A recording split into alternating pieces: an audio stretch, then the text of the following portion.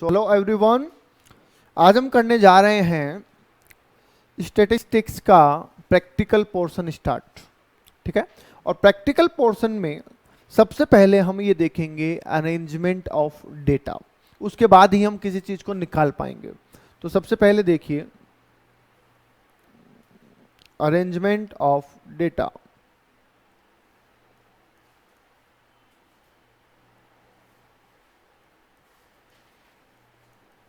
अब क्या है अरेंजमेंट ऑफ डेटा, थोड़ा ध्यान दीजिएगा। मुझे एक बात बताइए, अपन ने क्लास में एक टेस्ट रखा, 10 बच्चों ने टेस्ट दिया, उन टेस्ट के मार्क्स लिखने हैं हमें, तो हम उनको कैसे लिख सकते हैं? ठीक है, या कैसे उसकी लिस्ट बनाएंगे? ठीक है, मैं पहले आपको लिख के पूछता हूं, क्या हम ऐसा लिख सकते हैं जैसे स्टूडेंट नेम और मार्क्स? ठीक है, A B C D E F G H I, हो गया क्या? ठीक है, ये तो है बच्चों के नाम। नंबर कितने हैं सर? सर इनके आए 10 में से 10, इसके 10 में से 9, इसके 3 4 6 8 2 0 5 7। बताओ ऐसे लिख सकते हैं क्या? कोई दिक्कत है इसमें? नहीं लिख सक नहीं दिक्कत है? ठीक है, तो इसको हम क्या बोलते हैं? अब ये तो हमने आम भाषा में बात करी है, टेक्निकल भाषा में इसे हम क्या बोलेंगे? तो इसे हम टेक्निकल भाषा में बोलेंगे इंडिविजुअल सीरीज। क्या बोलेंगे? इंडिविजुअल सीरीज, व्यक्तिगत श्रेणी। मतलब क्योंकि इसमें पर पर्सन के हिसाब से डेटा दे रखा है। ठीक है, अच्छा, इस सीरीज की खास बात क्या है? इस सीरीज की खास बात है कि आप एक पर्टिकुलर बच्चे का या पर्टिकुलर चीज का वैल्यू निकाल सकते हैं। आपको पता है कि डी के कितने नंबर आए? 4 नंबर आए। ई के कितने नंबर आए? 6 नंबर आए। इंडिविजुअली पता है, राइट? तो इसको हम इसलिए बोलते हैं इंडिविजुअल सीरीज। अच्छा, अब इसमें वैल्यू क्या है? क्या मार्क्स है? वैल्यू मतलब जिस चीज के बारे में डेटा गिवन है। किस चीज के बारे में गिवन है? मार्क्स के बारे में। तो मार्क्स हमारा यहां पे क्या हो गया? वैल्यू हो गया। ठीक है, कोई दिक्कत नहीं है। एक और लिखता हूं कि मान लो अगर ऐसा लिखा हो रोल नंबर। ठीक है, रोल नंबर 1 2 3 4 5। ठीक है, और मार्क्स लिखे हो 3 8 12 10 9 7। अब बताइए क्या ये भी इंडिविजुअल सीरीज है या नहीं? इसमें से वैल्यू क्या है? मार्क्स है। समझ गए? क्योंकि रोल नंबर नाम के जैसा ही होता है, रोल नंबर की कोई वैल्यू नहीं है। रोल नंबर एक का मतलब ऐसा नहीं है कि ये कोई एक नंबर है, इसको हम कैलकुलेशन में ले सकते हैं। कैलकुलेशन में नहीं ला सकते इसको। रोल नंबर 1 मतलब पहचान। ठीक है, आप ए बोलो या 1 बोलो, यहाँ पे एक ही मतलब है। तो इट मीन्स कि ये हमारी वैल्यू है। इसको पहचानना बहुत जरूरी है। बच्चे क्या करते हैं, इसमें गलती कर देते हैं, रोल नंबर को एक फिगर मान लेते हैं। अब रोल नंबर को अगर आपने फिगर मान लिया तो वो कैलकुलेशन में आ जाएगा, और कैलकुलेशन में ले आओगे तो गड़बड़ हो जाएगा। समझ गए बात को? ठीक है, आई बात समझ में? ये क्या है? Individual series. जब भी हम डेटा को ऐसे लिखेंगे तो उसे हम बोलेंगे individual series. Is that clear? कोई दिक्कत? चलिए आगे देखते हैं, नेक्स्ट देखिएगा। अब सर ये सीरीज कब काम आती है? ये सीरीज काम आती है बेटा जब हमारे पास स्मॉल डेटा हो, मतलब थोड़ा सा लिखना हो हमें, 5 लोगों का 10 लोगों का, तब तक ठीक है। अगर मान लो मुझे 100 लोगों की लिस्ट बनानी हो तो क्या मैं ऐसे लिख सकता हूं? लिख सकता हूं। अरे क्यों नहीं लिख सकता? हाँ, लिख तो सकते हैं ना, लिखने में मनाही कहाँ है। पर उससे हम स्टडी नहीं कर पाएंगे, उसको समझ नहीं पाएंगे, क्योंकि उसमें बहुत लंबा लिस्ट बन जाएगा। अब उसमें आपको बोलें कि बताओ जी कितने बच्चे ऐसे हैं जिनके 5 नंबर आए, तो अब आपको जोड़ना पड़ेगा 1 2 3 4, तो बहुत टाइम लग जाएगा। कितने बच्चे ऐसे हैं जिनके 4 से कम नंबर आए, तो फिर जोड़ना पड़ेगा, 0 वाले कितने, 1 वाले कितने, 2 वाले कितने, 3 वाले कितने। तो वो टाइम कंज्यूमिंग है। और टाइम तो ऐसा तो हमें लिखना ही नहीं है कि टाइम लगे, वरना तो लिखने का मतलब ही क्या हुआ, राइट? तो इसलिए अगर डेटा ज़्यादा है तो हम इस सीरीज का इस्तेमाल नहीं करेंगे, फिर इसकी जगह हम दूसरी सीरीज का इस्तेमाल करेंगे। ठीक है, अब वो दूसरी सीरीज क्या है वो सुनिए, सीधा एग्जाम्पल से लेके चलूंगा मैं, फिर बाद में नाम बताऊंगा आपको। एग्जाम्पल समझिए। सर अगर यही मान लो 100 बच्चे होते, ध्यान से सुनिएगा, 100 बच्चे होते तो मैं क्या करता हूँ? मुझे एक बात बताइए, अगर 100 बच्चों का मैं 10 मार्क्स का टेस्ट लेता हूँ, मिनिमम नंबर जो है, मिनिमम मार्क्स वो कितने आ सकते हैं? किसी भी बच्चे के मिनिमम मार्क्स कितने आ सकते हैं? 0। 0 से कम तो नहीं आ सकता। और मैक्सिमम 10। ठीक है, मैक्सिमम 10। 100 बच्चे हैं, टेस्ट कितने नंबर का है? 10 नंबर का। ठीक है, तो मिनिमम 0 और मैक्सिमम 10। इससे कम या ज्यादा किसी के नहीं आ सकते। इसका मतलब वैल्यूज भी क्या है? लिमिटेड है, बहुत ज्यादा नहीं है वैल्यू। फ्रीक्वेंसी नंबर बहुत ज्यादा है, वैल्यूज लिमिटेड है। ठीक है, तो सुनिए, मैंने ऐसा लिख दिया, चलो मैंने ऐसा लिख दिया मार्क्स 0 1 2 3 4 5 6 7 8 9 10। हाँ, सिलेबस 2022 पढ़ रहे हैं हम, ध्यान रखना ना, राइट। ठीक है, 10 बच्चे लिख दिया। अब सर 0 लाने वाला एक ही बच्चा होगा ऐसा जरूरी है क्या? एक से ज्यादा हो सकते हैं। एक लाने वाला एक ही होगा जरूरी है? नहीं। तो यहां पे हम लिखेंगे स्टूडेंट्स, नंबर ऑफ स्टूडेंट। ठीक है, तो मैंने लिखा 2 6 5 12 14 15 18 10 5 15 10, ऐसा लिख दिया मैंने। समझ गए? अब इसका मतलब क्या है? इसका मतलब ये हुआ 0 नंबर लाने वाले होनहार बच्चे कितने हैं? 2 है। ठीक है, 1 नंबर लाने वाले कितने बच्चे? 6 है। 2 नंबर लाने वाले 5, 3 नंबर लाने वाले 12 और 10 नंबर लाने वाले 10। समझ गए? ये इसका मतलब हुआ। अब इसमें वैल्यू क्या है? मार्क्स। समझ गए? ये पहचानना जरूरी है, क्योंकि अभी भी हम डिटेल किसकी लिख रहे हैं? मार्क्स ही तो लिख रहे हैं। तो वैल्यू ये है। तो सर ये अगर वैल्यू है तो फिर ये क्या है? तो इसको बोलेंगे हम फ्रीक्वेंसी। इसको क्या बोलेंगे? फ्रीक्वेंसी। कि इतनी बार रिपीट हो रहा है। फ्रीक्वेंसी का मतलब इतनी बार रिपीट हो रहा है। 0 नंबर 2 बार रिपीट हो रहा है सर, ठीक है। 1 नंबर 6 बार रिपीट हो रहा है, ऐसा बोल सकते हैं। तो इसको कहते हैं हम फ्रीक्वेंसी। तो देखो, हमने थोड़ी सी दूरी में कितने, लगभग 100 लोगों का डेटा लिख दिया। लगभग, मैं टोटल नहीं कर रहा हूँ, अप्रोक्स लिखा है मैंने, पर लगभग 100 लोगों का मैंने डेटा लिख दिया। अब कोई मुझसे पूछे सर 2 नंबर लाने वाले कितने लोग हैं? सीधे बता दूंगा 5 है। 4 नंबर लाने वाले कितने हैं? 14 है।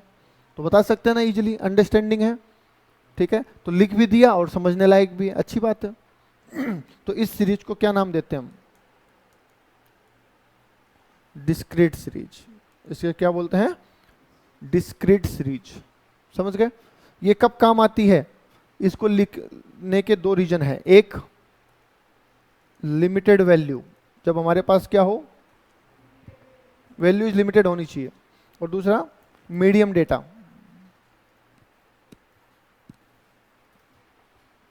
समझ गए? ठीक है, कोई दिक्कत?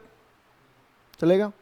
चलिए, तो आगे चलते हैं तीसरी सीरीज पे। अब सर वैल्यू अनलिमिटेड हमारे पास, या बहुत ज्यादा है, वैल्यू ज्यादा है, नंबर ज्यादा हो या ना हो, वैल्यू ज्यादा है। सपोज 100 मार्क्स का टेस्ट होता, अब समझना 100 नंबर का टेस्ट होता, मिनिमम नंबर कितने आ सकते हैं? 0। और मैक्सिमम कितने आ सकते हैं? 100 आ सकते हैं। समझ गए? अब मैं ऐसे लिखूं 0 लाने वाले इतने, 1 लाने वाले इतने, तो वो फिर से बहुत ज्यादा लिखने पड़ेंगे। समझ गए? बच्चे चाहे 10 हो, चाहे 5 हो और चाहे 50 हो, पर नंबर तो उनके 0 से लेकर 100 के बीच में कहीं भी आ सकते हैं। तो मुझे तो बहुत लंबा लिखना पड़ेगा। तो यहां पे मैं डिस्क्रीट का इस्तेमाल भी नहीं करूंगा। यहां पे मैं कैसे लिखूंगा? रेंज में लिखूंगा। तो ऐसे लिखूंगा मार्क्स, 0 से 10 लाने वाले, 10 से 20 के बीच में लाने वाले, 20 से 30, 30 से 40, 40 से 50, 50 से 60, 60 से 70, 70 से 80, 80 से 90 और 90 से 100। ठीक है। नंबर ऑफ स्टूडेंट्स 6, 12, 5, 10, 18, 15, 5, 10, 12, 8 ऐसा है। तो ठीक है, ठीक है। इसमें हमने वैल्यूज क्या ली है बताओ, वैल्यू क्या है, अगेन मार्क्स है। ठीक है, मैं ये बार बार मैं क्यों वैल्यू वैल्यू बोल रहा हूँ ये मैं बाद में बताऊंगा आपको, इसका भी मतलब है। ठीक है, और ये सामने क्या है, फ्रीक्वेंसी है। ये क्या है, फ्रीक्वेंसी। क्लियर है? ठीक है, तो इस सीरीज को क्या बोलते हैं, इसको बोलते हैं कंटिन्यूअस सीरीज। ठीक है, इसको क्या बोलते हैं, कॉन्टिन्यूअस सीरीज, क्योंकि इसमें जो हमने वैल्यू लिखी है वो क्लास में लिखी है, एक रेंज में लिखी है, इतने से इतना, इतने से इतना, इतने से इतना। ओके, ये कब काम आएगी, जब हमारे पास वैल्यू का जो क्राइटेरिया वो बड़ा हो। समझ गए? जैसे एज हो गई, एज बहुत बड़ा क्राइटेरिया है। किसी की एज 1 घंटे की हो सकती है, अभी पैदा हुआ 1 घंटे पहले, है ना, तो उसकी एज कितनी है, 1 घंटे की। किसी की एज 1 दिन है, 1 दिन हुआ है पैदा हुए। किसी की एज 2 दिन, 3 दिन, 4 दिन, 5 दिन, 1 महीना, 2 महीना, 3 महीने, 4 महीने, 1 साल, 2 साल, 3 साल, 4 साल, है ना, बहुत लंबी चौड़ा रेंज हो सकता है। तो एज वाले को हम इसी में लिखेंगे, उसको हम इंडिविजुअल डिस्क्रिट में नहीं लिख पाएंगे। समझ गए? तो ऐसी बहुत सी चीजें हैं जिनको हम यहाँ लिखते हैं। बोलो, बात समझ में आ गई? ठीक है, अब समझिए आगे। कॉन्टिन्यूअस सीरीज में भी 2 तरीके की सीरीज में इनको क्लासिफाई किया गया है, तो वो भी थोड़ा सा हमें यहाँ पे समझना चाहिए। कैसे? आइए, अब सेपरेट पोर्शन देखिएगा, ये सेपरेट है। एक बनाया गया है इंक्लूसिव सीरीज, ये कॉन्टिन्यूअस का ही एक हिस्सा है। ठीक है, और एक होता है एक्सक्लूसिव। ठीक है, डिफरेंस क्या है? डिफरेंस ये है सर कि यहां पे जब मार्क्स लिखेंगे ना हम, तो ऐसा लिखेंगे 0 to 9, 10 to 19, 20 to 29, 30 to 39 और 40 to 49 ऐसा लिखेंगे। और जबकि यहां पे लिखेंगे तो 0 to 10, 10 to 20, 20 to 30, 30 to 40 and 40 to 50। फर्क दिख रहा है? ठीक है, अब कैसे आइडेंटिफाई कैसे करेंगे उसका भी बताता हूं मैं आपको। जब आप कोई बुक खरीदते हो, तो मोबाइल खरीदते हो, एमआरपी लिखी हुई देखी आपने? एमआरपी के नीचे भी कुछ लिखा होता है, बताओ क्या लिखा होता है? एमआरपी के नीचे क्या लिखा हुआ होता है? देख ले, देख ले।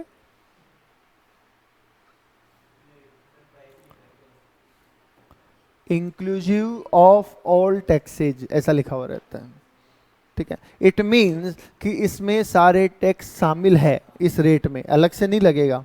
समझ गए? इंक्लूसिव ऑफ ऑल टैक्सेज मतलब इसमें जीएसटी वीएसटी जो भी लगना है सब शामिल है। तो वैसे वही तो वर्ड है ये, इंक्लूसिव कोई अलग वर्ड थोड़ी है। समझ गए? अब इनमें क्या इंक्लूड है तो वो समझने के लिए देखिएगा,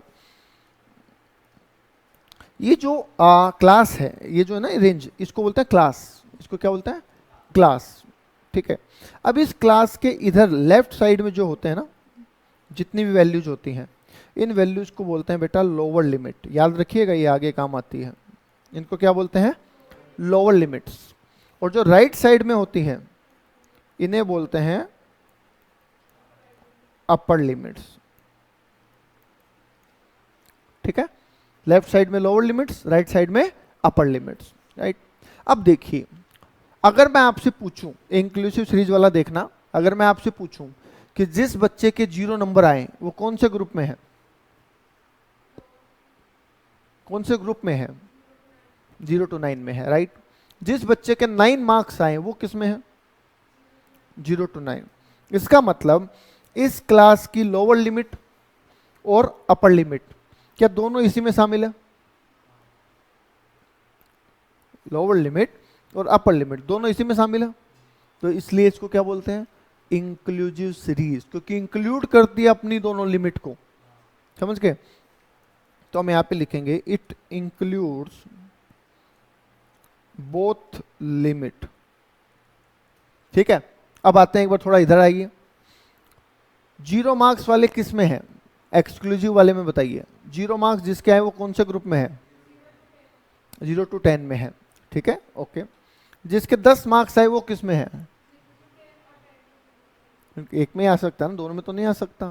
किस में लेंगे? 10 नंबर लाने वाला।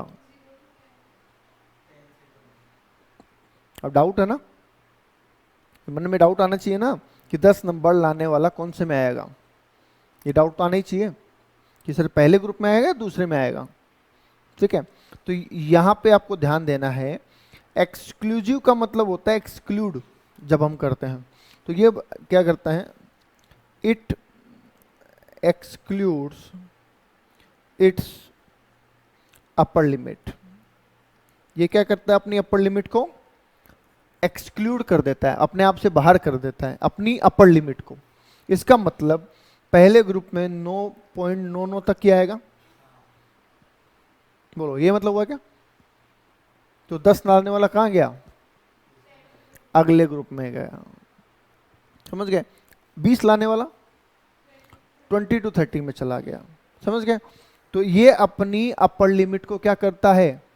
एक्सक्लूड करता है। इसीलिए इसका नाम क्या रखा गया है? Exclusive series. बोलो, बात समझ में आती है? दोनों के लॉजिक समझ में आ गए? कोई डाउट है तो बोलिए। इंक्लूसिव एक्सक्लूसिव समझ में आ गया? ठीक है। सर हमें क्या मतलब है? इंक्लूसिव लिखे एक्सक्लूसिव लिखे, क्या फर्क पड़ता है? फर्क पड़ता है, इससे हमारी कैलकुलेशन पे बहुत फर्क पड़ता है। समझ गए? अब फर्क पड़ता है तो सर हमें क्या चाहिए फिर? कौन सी सीरीज हमारे लिए बेटर है? मतलब हमें क्वेश्चन सोल्व करने से पहले कौन सी सीरीज में क्वेश्चन को बदलना जरूरी है? तो ध्यान दीजिएगा, हमें जो क्वेश्चन चाहिए होता है बेटा, वो हमें चाहिए होता है एक्सक्लूसिव सीरीज में। ठीक है, हमें क्वेश्चन किस में चाहिए होता है? एक्सक्लूसिव में। तो अगर पहले से एक्सक्लूसिव में दे रखा है तो बहुत अच्छी बात है, और अगर पहले से एक्सक्लूसिव में नहीं दे रखा तो आप क्या करेंगे? कन्वर्ट करेंगे। इंक्लूसिव को किस में कन्वर्ट करेंगे? एक्सक्लूसिव में कन्वर्ट करेंगे। राइट? अब इसका वैसे तो फॉर्मूला होता है, ठीक है, पर क्योंकि हमें तो क्या करना है? एमसीक्यू एग्जाम देना है, तो मैं आपको क्या सीधा शॉर्ट ट्रिक बता देता हूँ। वैसे तो फॉर्मूला है इसका, पर आपको तो सीधा अपने को एमसीक्यू एग्जाम देना है, तो आपको क्या करना है? शॉर्ट ट्रिक लगा देनी है। अब शॉर्ट ट्रिक क्या है कि लोअर लिमिट में से आप लेस करेंगे 0.5। सारी लोअर लिमिट में से आप क्या करेंगे? 0.5 को लेस करेंगे, और सारी अपर लिमिट में आप 0.5 को ऐड करेंगे। दैट्स इट, बस खत्म। करके देखें, देखिए इसी को कन्वर्ट करके देखते हैं। 0 to 9 तो माइनस 0.5 कर दूं और 9 में जोड़ दूं 0.5। बताओ पहला क्लास ऐसा ही होगा क्या? 0 to 9 को अगर मैं कन्वर्ट करूं, लोअर में से 0.5 माइनस कर दूं और अपर में 0.5 जोड़ दूं, तो क्या ये ऐसा हो जाएगा? सेकंड 10 to 19, 10 में से 0.5 कम कर दो और 19 में जोड़ दो। ठीक है, 20 में ऐसा करो, 29 में जोड़ दो, 30 में ऐसा करो लेस और इसमें जोड़ दो।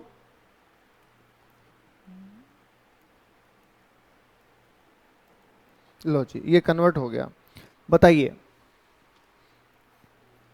अगर ये कन्वर्ट हो गया तो क्या अब आपको एक्सक्लूसिव लग रहा है क्या? हाँ, सिंपल। बोलो, बात समझ में आ गई? अगर इंक्लूसिव को एक्सक्लूसिव में कन्वर्ट करना पड़े कर लोगे, कोई दिक्कत? पक्का? चलिए आगे देखते हैं। नेक्स्ट पॉइंट देखिएगा। अब सवाल ये है, हमें काम करना आता है, ठीक है, आपको गाड़ी चलानी आती है, बाइक चलानी आती है, ठीक है, ये तो अच्छी बात है, पर कब चलानी चाहिए और कब नहीं चलानी चाहिए, कहाँ चलानी चाहिए और कहाँ नहीं चलानी चाहिए, ये भी तो पता होना चाहिए। मौत के कुएं में चला सकते हो? वो एक आता ना मेले में, मेले में देखा मौत का कुआं, वो दीवारों पे मोटरसाइकिल चलाते हैं वो। अगर तुमको कोई कहे कि तुम्हें बाइक चलानी आती है, बोला आती है सर, बोले यहाँ चला लो, बोला हाँ चला लेंगे सर। चलाना आना इनफ है क्या वहाँ पे? नहीं है। समझ गए? तो वैसे ही तुम्हें ये कन्वर्ट करना तो आता है, पर कब कन्वर्ट करना और कब नहीं करना ये भी तो पता होना चाहिए। पता चला कि जरूरत ही नहीं है, आप करे जा रहे हो, कन्वर्ट करे जा रहे हो, समझ रहे हो, तो ऐसा भी तो नहीं होना चाहिए। तो समझिए कब करना पड़ेगा। अब लोग क्या रट्टा मार लेते हैं कि जब मैं मीन निकालूंगा तो कन्वर्ट नहीं करना, मीडियन निकालूंगा तो कन्वर्ट करना है, मोड निकालूंगा तो कन्वर्ट करना है, ऐसा याद कर लेते हैं। ठीक है, कर सकते हैं, याद करने में भी कोई दिक्कत नहीं है, पर वो भूल जाएंगे हम, या कंफ्यूजन हो जाएगा, एग्जाम में गलत याद रह गया तो करके आ जाएंगे हम तो टाइम वेस्ट हो जाएगा। एमसीक्यू में वैसे तो दिक्कत नहीं है, पर टाइम तो वेस्ट हो जाएगा ना, टाइम ही तो बचाना है। तो ध्यान देखिए, इन विच फॉर्मूला, क्या देखना है आपको, in which formula limit is used. अगर किसी फॉर्मूले में लिमिट का इस्तेमाल हो, लिमिट मतलब लोअर लिमिट या अपर लिमिट, तब तो कन्वर्जन रिक्वायर्ड है।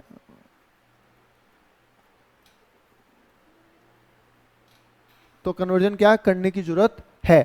और अगर फॉर्मूले में लिमिट का इस्तेमाल नहीं किया गया है तो कन्वर्जन करने की कोई जरूरत नहीं है। आई बात समझ में? ठीक है, फॉर एग्जाम्पल एक फॉर्मूला लिखता हूं मैं आपके सामने, mean equals to summation F X upon N और median equals to L one I upon F M minus C. ठीक है, बताइए कौन से फॉर्मूले में लिमिट का इस्तेमाल हो रहा है। इसमें हो रहा है, क्योंकि L1 मतलब लोअर लिमिट, L2 मतलब अपर लिमिट। ठीक है, तो यहां पे तो मुझे कन्वर्ट करना पड़ेगा। पहले फॉर्मूले में क्या कहीं पे लिमिट का इस्तेमाल हो रहा है? नहीं, तो मुझे कन्वर्ट करने की जरूरत नहीं है। तो फॉर्मूले तो याद वैसे भी करने हैं, तो अच्छा है ना, उसी से लिंक कर लो, याद रट्टा मारने की जरूरत ही नहीं पड़ेगी। बोलो, बात समझ में आ गई? कब कन्वर्ट करना है, कब नहीं करना, कैसे करना है, ये भी समझ में आ गया तो बोलिए, कोई डाउट है तो बोलिए।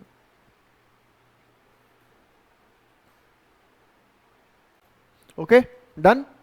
तो ये थे हमारे 3 तरीके से डिटेल लिखने के तरीके, अरेंजमेंट बोला है बेसिकली हमने। तो ये आपको पता होना चाहिए, क्योंकि आप मीन पढ़ो, मीडियन पढ़ो, मोड पढ़ो, कुछ भी पढ़ो, ये तो आपको पता होना ही चाहिए। अच्छा, बेसिक में और बेसिक में अपन बात करते हैं अगर कि ये बनते कैसे हैं, तो मैं उसका भी एक एग्जांपल देता हूं आपको। जैसे क्या होता है कि आपके पास फॉर्म आए या टेस्ट की कॉपियां आई, तो आपके पास ऐसे कॉपियां पड़ी है बहुत सारी। ठीक है, अब आप बनाएंगे तो कैसे बनाएंगे? या तो आप ऐसे बोलेंगे, हाँ जी लिखो जी, रमेश के 10 नंबर है, तो लिस्ट में लिखा रमेश 10 नंबर, सुरेश के 5 नंबर है, सुरेश 5 नंबर, तो ऐसे रखते जाएंगे एक एक कॉपी और लिस्ट बनती जाएगी, तो इंडिविजुअल बन गई। ये तो क्या बन गई? इंडिविजुअल बन गई। अब यही अगर आपको डिस्क्रीट बनानी हो तो कैसे बनाएंगे? आप बोलेंगे इसके 5 नंबर आए हैं, तो भैया 5 नंबर के सामने एक बच्चे का नंबर लगा दो। तो हमने कहा कि ये होते हैं मार्क्स, है ना, जैसे लिखा है 0 1 2 3 4 5। ध्यान से सुनिएगा, एक यहाँ पे यूज करते हैं हम टेली बार, ये और बेसिक है, ये तो आपने 11th 12th में 10th में आता है थोड़ा बहुत, वहाँ पढ़ा होगा। तो बोले सर 5 नंबर आए इस बच्चे के, तो ठीक है 5 के सामने एक निशान लगा दो, इसको बोलते हैं टेली बार। फिर इसके कितने हैं? 2 नंबर, तो 2 के सामने एक निशान लगा दो। इसके कितने हैं? 5 नंबर, 5 के आगे लगा दो। ऐसे हम लगाते जाते हैं नंबर, एक एक कॉपी उठाते हैं, नंबर लगाते जाते हैं। तो ये ऐसे कुछ ऐसा बन जाता है 1। ठीक है, ऐसा। तो ये 5 का बंडल हो गया, इनको फिर अपन नंबर में कन्वर्ट कर देते हैं। तो ये 1, ये 3, ये 7, ये 2, ये 11, ये 3, ये ऐसे कन्वर्ट। तो इस तरीके से ये डेटा बनता है। समझ गए कि बहुत बेसिक बात है। तो इसमें इनको क्या बोलते हैं हम? Tally bars. इनको क्या बोलते हैं? Tally bar. और ये हम हमारी जिंदगी में बहुत जगह काम में लेते हैं, पता है आप लोगों को? पता नहीं होगा, वैसे भी काम में ले सकते हैं, अपन ले सकते हैं, अपॉर्चुनिटी होती है। कैसे? अगर मैं आपको ये कहूँ, सुना, मैं आपको ये कहूँ कि आपको किसी चीज के 10 चक्कर लगाने हैं, अब हो सकता है गिनती आप भूल जाओ, एक चक्कर हुआ, दूसरा चक्कर हुआ, तीसरा चक्कर हुआ, कर सकते हैं ना? तो ये तो काउंटिंग करने का तरीका है और कुछ भी नहीं है, नथिंग, राइट? बोलो, क्लियर?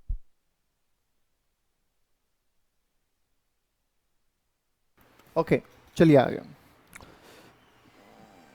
तो अब हम स्टार्ट कर रहे हैं मेजर्स ऑफ सेंट्रल टेंडेंसी। पढ़े हुए हैं ना आपने?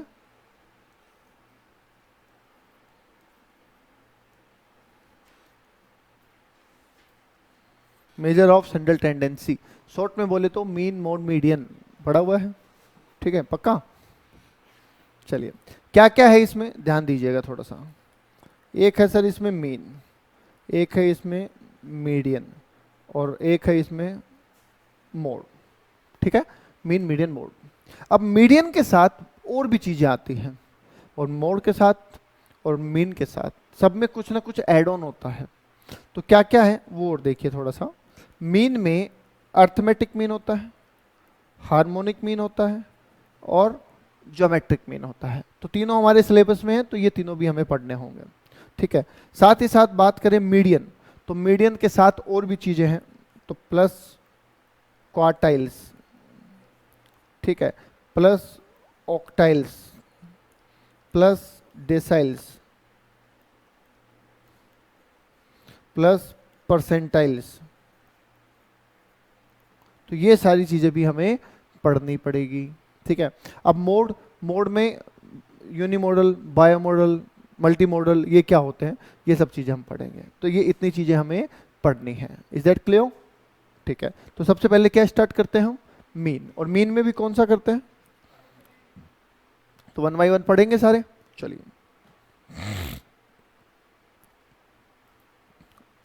आ जाइए सर। मीन, मीन को डिनोट किससे करते हैं? अब देखो, मैथ्स क्या है?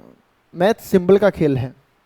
ठीक है, आप लिख दो कि जब राम बराबर श्याम, तो बातें थोड़ी जल्दी समझ में आ जाती है। अब अगर x इक्वल्स टू वाई, तो थोड़ा सा टेंशन हो जाती है कि पता नहीं एक्स वाई कहाँ से आ गए।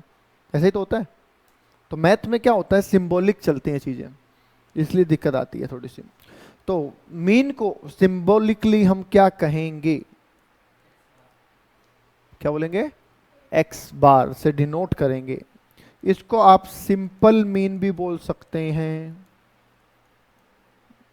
क्या बोल सकते हैं? सिंपल मीन बोल सकते हैं, या फिर इसको आप एवरेज भी बोल सकते हैं। ठीक है, और अर्थमेटिक मीन बोलते ही हैं। तो ये सब इसके नाम है, तो ये आपको पता होने चाहिए, ताकि अगर एमसीक्यू में ऐसा कोई नाम आए तो आपको ध्यान रहे। Right, okay. Arithmetic mean calculation से मैटर करता है। आप नंबर को आगे पीछे कैसे भी लिख दो, कोई फर्क नहीं पड़ेगा। ठीक है, जैसे मैं कहूं कि 2 3 5 का एवरेज बताओ, या 5 3 2 का एवरेज बताओ, एक ही आएगा, कोई फर्क नहीं पड़ेगा। ठीक है, या 3 2 5 बताओ, तो नंबर की पोजीशन कुछ भी हो, आंसर सेम रहेगा। इसको पोजीशन से कोई फर्क नहीं पड़ता। इसको तो टोटल करना है, तो टोटल करना है, तो इसको क्या फर्क पड़ता है नंबर की पोजीशन क्या है? तो दैट्स वाई इसको नंबर से, पोजीशन से कोई लेना देना नहीं है, इसको कैलकुलेशन से लेना देना है। तो दैट्स वाई इसको क्या बोलते हैं? इसको बोलते हैं कैलकुलेटेड एवरेज। ये ध्यान रखिएगा, ये एक एमसीक्यू में पूछा जाता है कि ये कौन सा एवरेज है, तो आप कहेंगे ये कैलकुलेटेड एवरेज है, जिसमें कैलकुलेशन करनी पड़ती है।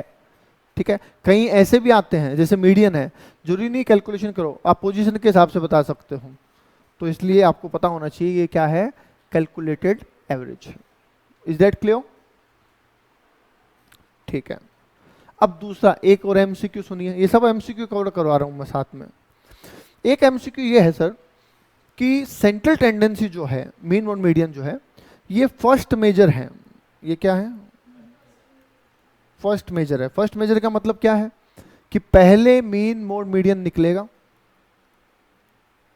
उसी के बाद सेकंड मेजर निकलेगा। सेकंड मेजर क्या होता है? डिस्पर्सन। डिस्पर्सन का मतलब mean deviation, standard deviation, variance, ये तभी निकलेंगे जब फर्स्ट मेजर निकलेगा। समझ गए? तो सेंट्रल टेंडेंसी कौन सा मेजर है? First major. डिस्पर्सन कौन सा मेजर है? Second measure. तो इस पे भी एक एमसीक्यू पूछते हैं, तो आपको यहां से आंसर मिल जाएगा। Central tendency is the first measure and dispersion is the second measure. समझ गए बात को? तो ये सीटी है सेंट्रल टेंडेंसी, और ये डिस्पर्सन है। बताओ जी, क्लियर है पॉइंट? डन। तो यहाँ पे मैं एमसीक्यू आपको साथ में रेडी करवा रहा हूँ। अब आ जाते हैं मीन के फॉर्मूले के ऊपर। ठीक है, सुनिए। देखिए मीन का सर बहुत सिंपल सा फॉर्मूला है, बहुत ही सिंपल फॉर्मूला है। ठीक है, मीन है क्या? जैसे आप अभी पेपर देंगे, 4 पेपर है आपके। अब किसी पेपर में 60 आएंगे, किसी में 80 आएंगे, किसी में 90 आएंगे, किसी में हो सकता है 100 में से 100 आ जाए। ठीक है, तो एक में 60, एक में 80, एक में 90, एक में 100। ठीक है, टोटल कितने नंबर आएंगे आपके?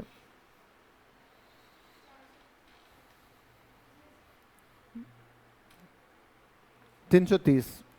ठीक है, आप कहते हैं मेरे आए 330, कितने में से आए? 400 में से आए। ठीक है, 400 में से 330 आए।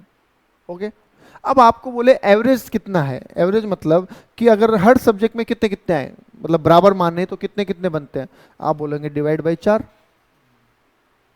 ऐसे करेंगे, डिवाइड बाई 4 कर देंगे। तो आई थिंक कितना आ रहा है देखना एक बार, 75 और 6 72.5, हाँ 82.5, सही है 82.5। तो आप कह सकते हैं कि हर सब्जेक्ट में 82.5 मान लो आप, तो किसी में कम किसी में ज़्यादा, तो ये एवरेज हो जाता है। ठीक है, तो सुनिएगा, एवरेज का बेसिक फॉर्मूला क्या हुआ? एवरेज का बेसिक फॉर्मूला होता है total value upon number of items. Item बोल दो या ऑब्जर्वेशन बोल दो, एक ही बात है। Total value upon number of items, ये किसका फॉर्मूला है? एवरेज निकालने का फॉर्मूला है। अब इसी एवरेज निकालने के फॉर्मूले को आप सिंबल्स में लिख दीजिए। इसकी जगह क्या लिख दीजिए? सिंबल। तो बताइए एवरेज की जगह x बार लिख दूं, चलेगा? ठीक है, टोटल, सिर्फ टोटल की बात कर रहा हूं, सिर्फ टोटल, इसकी जगह ये सम लिख दूं, चलेगा? वैल्यू की जगह x लिख दूं, चलेगा? क्योंकि वैल्यू को हमेशा x से डिनोट करते हैं। और नंबर की जगह n लिख दूं, चलेगा? तो बस बन गया ना फॉर्मूला, ये रहा फॉर्मूला। समझ गए? थ्योरी लिखो, फॉर्मूला बना दो, कितना आसान है। आगे बात समझ में? ठीक है, अब हमें चाहिए टोटल वैल्यू, और वो वैल्यू कितने चीजों की है वो चाहिए, बस। अगर ये 2 बातें आपके पास है तो आप मीन निकाल सकते हैं, कोई टेंशन नहीं है। हालांकि हमें जानकारी अलग अलग तरीके से दे सकता है, इंडिविजुअल सीरीज में दे सकता है, डिस्क्रीट में दे सकता है, और कॉन्टिन्यूस में दे सकता है। तीनों सीरीज में दे सकता है ना, तो अकॉर्डिंगली हमें फॉर्मूले को हल्का फुल्का चेंज करना पड़ सकता है सिंबल में। थ्योरी में तो वही रहेगा, सिंबल में फॉर्मूला बदल सकता है। बताऊं कैसे? चलो देखते हैं, एक एग्जांपल से समझाता हूं, बाद में फॉर्मूले लिखा दूंगा, समझना जरूरी है, फॉर्मूले सेकेंडरी है। देखो जी, मार्क्स कितने कितने आए sir? Sir A B C D 4 लोग हैं, नंबर आए इसके 6, इसके 8, इसके 2, इसके 4। बताओ, ठीक है? अब आपको कोई पूछे बताओ जी एवरेज क्या है चारों का, तो आप बोलोगे सर टोटल नंबर कितने आए? 6, 8, 14, 15, 16, 20। बताओ 20 नंबर आए क्या? टोटल नंबर 20 आए? हाँ जी। 20 नंबर कितने लोगों के हैं? 4 लोगों के हैं, तो 4, तो एवरेज कितना हो गया? 5, खत्म। अच्छा, अगर यही क्वेश्चन मान लो ऐसा होता कि सर देखो ऐसा है, 1 2 3 4 मार्क्स और स्टूडेंट्स, स्टूडेंट्स में है 3 3 6 3 और 5, ऐसा है। अगर ऐसा बोलते हैं तो, या चलो थोड़ा सा सही कर देता हूं इसको,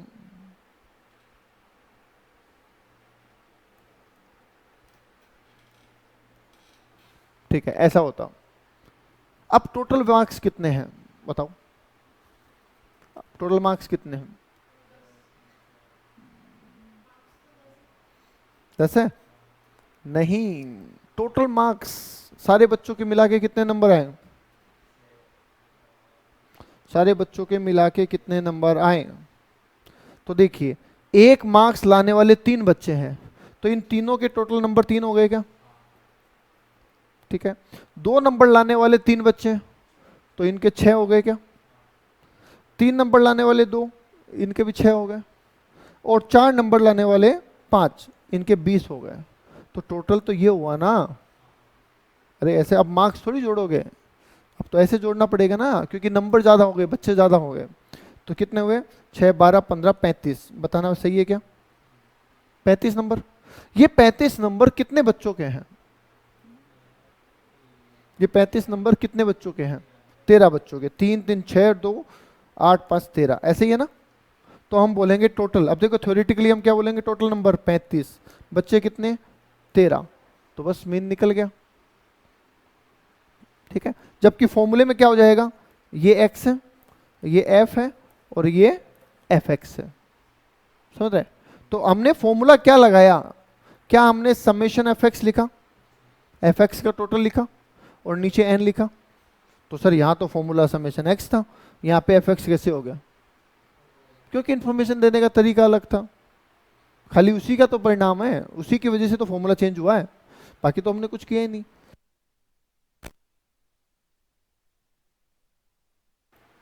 तो एक तो एक एक करके नंबर दे रखे थे, और एक सर साथ में दे रखे हैं, तो हमें क्या मल्टीप्लाई कर लेंगे। आगे बात समझ में? तो फॉर्मूला अकॉर्डिंगली ही चेंज होगा और कुछ भी नहीं है।